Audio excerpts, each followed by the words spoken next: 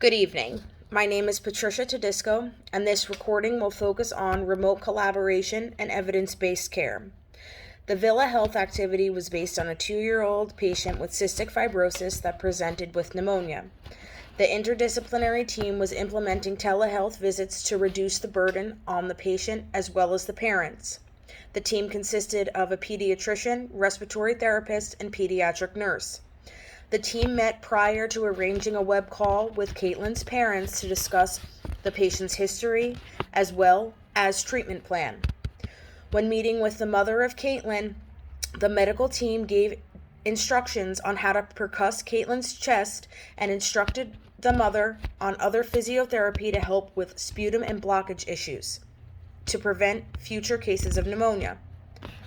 An evidence-based practice written about in the International Journal of General Medicine created an almost perfect telehealth system for patients suffering from cystic fibrosis.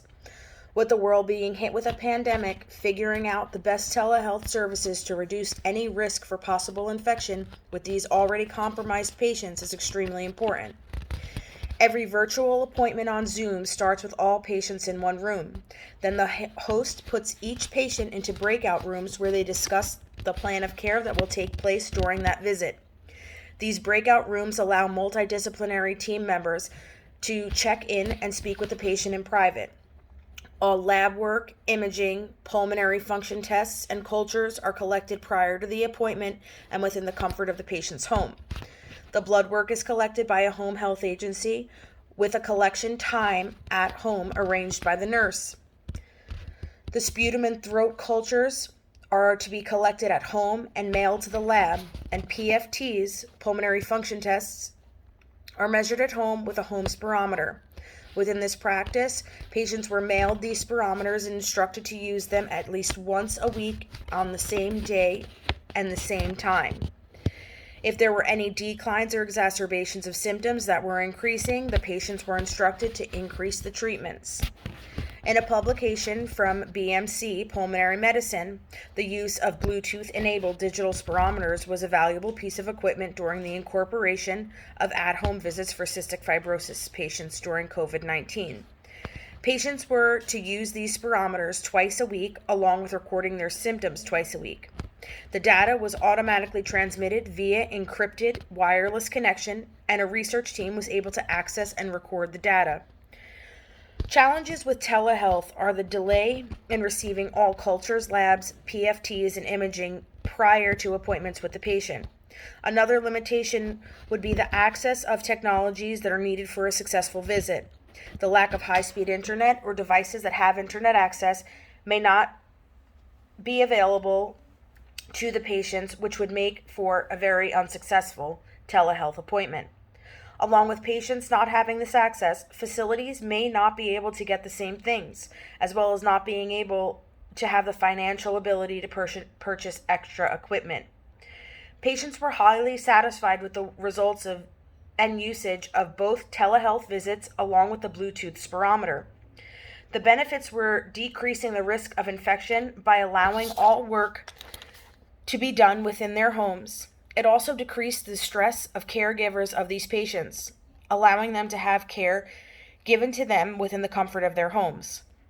Another benefit of this telehealth was an increase on compliance with patients with the use of their spirometers and sputum samples. The most important and beneficial aspect of telehealth was the increased accessibility to care.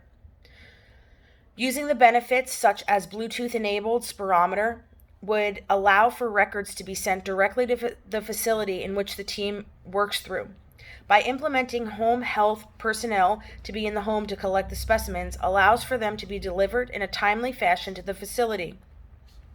When it comes to the accessibility for patients as well as facilities could have devices that are already connected to the internet delivered to the patient's house prior to the telehealth visits. They would be sanitized, and demonstrations and instructions would be given to the patient to ensure a successful telehealth visit when it occurs.